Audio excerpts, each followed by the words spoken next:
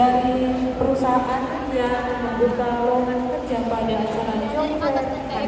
Iya, tentunya mari kita berikan apresiasi yang meriah dan tepuk tangan yang meriah sekali lagi untuk pemerintah Provinsi Sulawesi Barat bersama Dinas Tenaga Kerja Daerah yang pada hari ini Sulawesi Barat tentunya pada tanggal 25 sampai 27 Agustus 2019.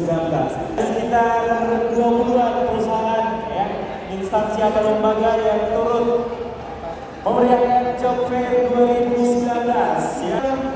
Astra Motor, juga Hotel Kemarin Provinsi Maluku, ada Bank Mandiri, ada Bank Siramas, ada Finco, juga ada Bank Syariah Mandiri, juga ada Tomakan Mandiri, ada BPJS Tenaga Kerja, juga ada Bank Sulselbar yang pada hari ini memeriahkan Job Fair 2019 dan tentunya menyediakan lowongan dan lapangan pekerjaan untuk pemuda lokal dan juga untuk pemuda.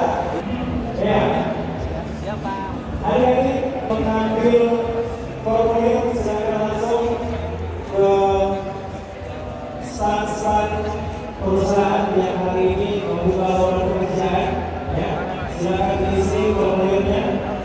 Ya. Dan kita saksikan bersama di tengah-tengah kita hadir Bapak Gubernur Istana kemarin yang didampingi oleh Bapak Kepala Dinas Tenaga Kerja Daerah.